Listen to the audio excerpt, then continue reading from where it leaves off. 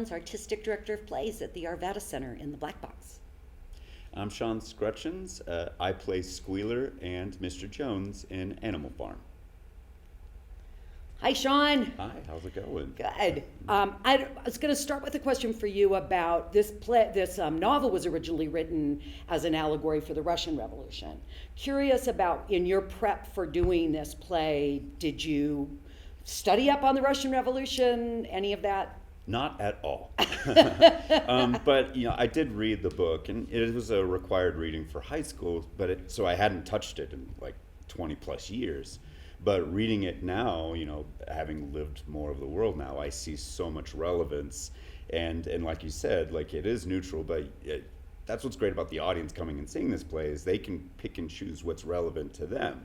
It could be foreign, it could be domestic. It can be applied to anything as a cautionary tale.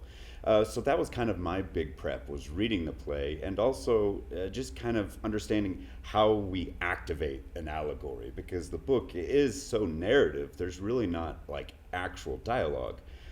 So how we can activate the story, that was kind of where my emphasis was. Right, yeah. Right. Speaking of which, this is a very different kind of play to rehearse and to be in than a sort of traditional narrative, a traditional dialogue-driven play with characters that go through a journey and change and grow. Mm-hmm. So approach-wise, as an actor, how is it different? How do you sort of prep and approach the process? It's a very different approach in that so much of the work happens in the room because you're building things. You're building a windmill. You're figuring out how you can activate a narration, a line that is just a narration. It's not actually like your normal storytelling. So much of the journey happens like, well, how can we best adapt this? And it can completely change the next rehearsal. So much of what the process was as an actor is coming in with ideas, but also allowing a grace to let things adapt over time, because there were characters that we had to cut along with the process. Lines would change as we go. So there was a great amount of adaptability and you'd have to trust that the end product would get there. With other productions, the end product comes pretty quickly. With this one, we had to trust that we would eventually get there. And once we started adding tech, that changed things. So as an actor, I had to be a little bit more patient than a normal production would.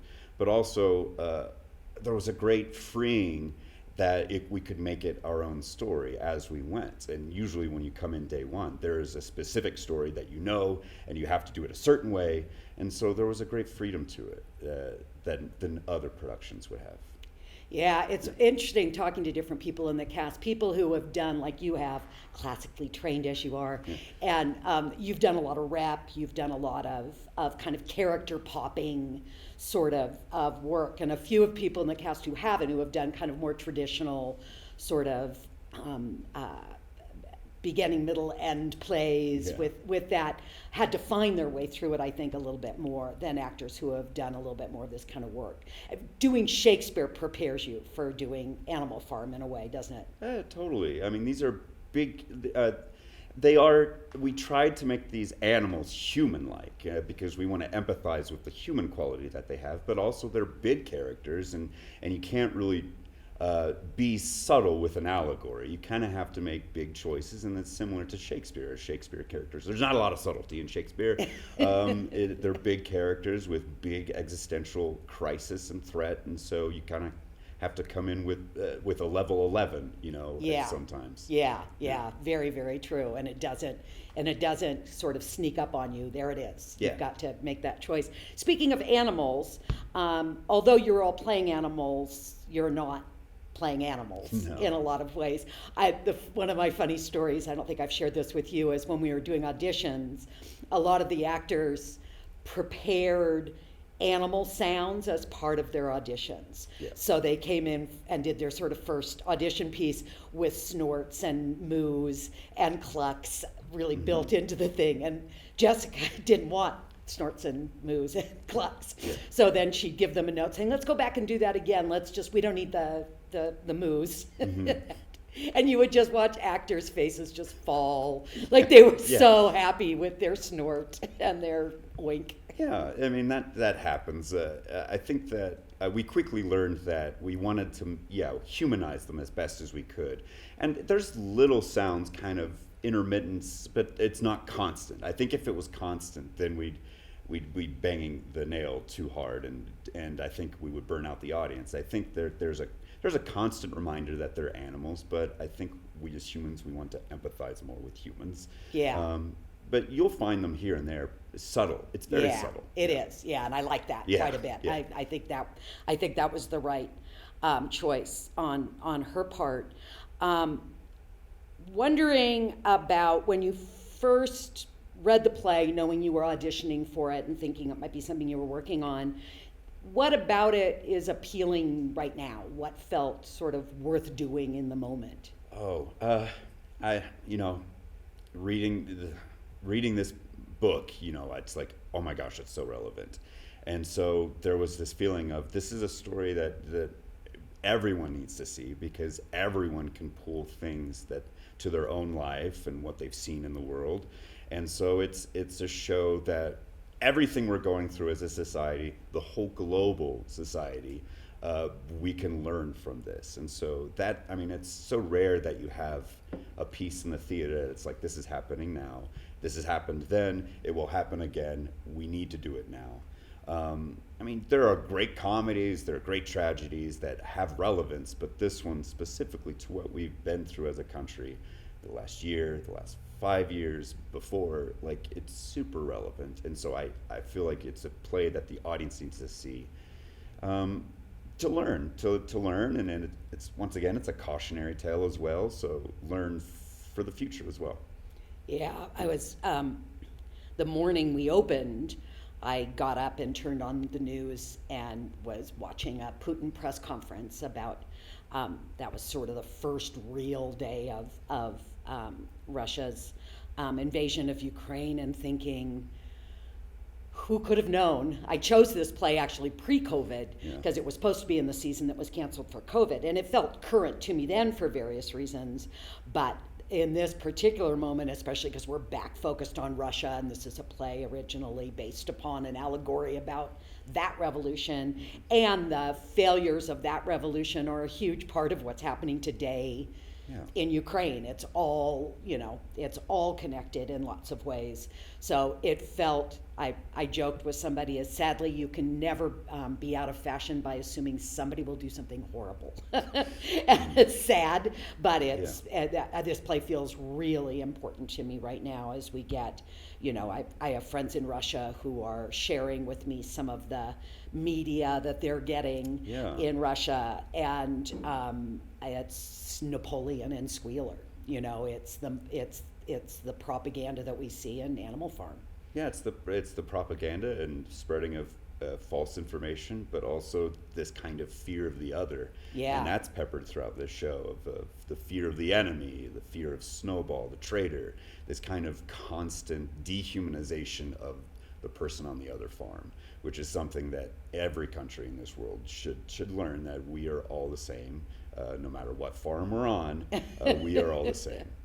Yeah, that's interesting, because I was going to ask you next about your casting, because you double as the farmer, the human farmer Jones, and then as the king of all propaganda, Squealer. So you're sort of on both sides of the fight. How was that? Was it that sort of a fun double? Yeah. I always love doubling in plays because I try to find an antithesis. What's the big difference? How variety showing. So the audience never, is that the same person? So it was fun to play. Yeah, there is the clear enemy of Jones from the very beginning, but how can I make a more subtle enemy that seems like a nice guy and could be your friend, and he wouldn't lie to you, he wouldn't, do horrible things. He's charming, and that's actually the first line is Squealer was a fat little porker with twinkling eyes. He was a brilliant talker. So how I can play that, a sort of manipulation that you don't see early on. It's a manipulation that slowly reveals throughout the show, and that's kind of going to a point of the whole analogy of turning up a pot, like the temperature that gets so hot that before you know it, it's so hot you can't get out. And that's kind of where I went with Squealer, was a slow burn that you don't see early on, and that by the time that you realize it's too late. So that was a fun journey for Squealer. Yeah, he really is. So he's just awful. Yeah. Bless you. He's just such a horribly. It's that the charm as just a weapon of such terror in the end, because he doesn't seem at all dangerous. He seems, of the three pigs who take charge, he seems absolutely the most safe. Yeah. At the beginning. Logan's Napoleon is big, and he has a big deep voice, and he carries a lot of that weight, and Lavor's Snowball is kind of a warrior, and Squealer feels like he's the reasonable man. He's the one of the triumvirate who's gonna sort of take care of reason. And I think that's true to life, because I mean, dictators, they can be charming. Yeah, often, and that's how people are lured, and they're tempted, because there's the fear element, but there's also the dear leader element of charm and love for their people. And I mean, if everyone knew that dictators were horrible monsters, we wouldn't have horrible monster dictators. It's usually because it's too late. Yeah, so true. Sort of the simple lesson is, whenever they tell you they're doing it for your own good, run. Right. Yes. It's just everything is about saving you and protecting you, and protecting the animals on the farm, and they want so much. You know, what breaks your heart about Animal Farm is it starts off so hopefully, and they're so just like many revolutions, so on board to really change their society and the values. And I think they all believe in those values, even the pigs at the beginning. Yeah. The values are to make a better world, and how easily undone that is. Through greed and corruption. Yeah, and that taste of power, man. Mm-hmm. That little taste of power is just something. Last question I was going to ask you is about doing this play in rep. So this is part of a 3-rep season. You are in The Liar, which opened first. How does it, when you're doing a rep play, how does that affect the process and how you feel as an actor in the room? Yeah, a lot of people ask me, like, how do you know the lines? Like, how do you know what show you're doing? And it really is, when you come into this space, you just click into a world. The Liar's a completely different world than Animal Farm, but it's a different energy when you come into the space. We do a fight call, we warm up. It feels like, even though it's the same space, it feels like a different world. So there is a difference in weight. Sometimes when I'm coming in Animal Farm, I'm like, oh man, like this is a tougher show, so I really got to focus. Whereas Liar, you come in, it's like, oh, I just got to stretch, because it's a lot more physical. And so you're just kind of tuning into a different world. It's a different frequency. So how you prep for that when you come in. Animal Farm, I run lines because I kind of talk more in Animal Farm. But with Liar, it's more physical, so I stretch the body, prepare the body more. But the end journey, though, it's always the reaction of the audience. There's a different energy for the Liar's audience. They're all laughs, whereas Animal Farm, you get the kind of like, oh, like kind of emotional gut reactions. There's some laughter in there, but it's just, even though it's a different world, I look forward to that kind of audience reaction and that kind of relationship. It's just different sounds that they're making. Yeah. No, that's why I am so in favor of repertory, because you're seeing actors take on really different kinds of projects as an audience and sharing a different journey. I'm also really struck by the relationships that form, like, for example, you and Noelia. So in The Liar, you're lovers. Yeah. You're a hilariously well-matched couple in a sad way.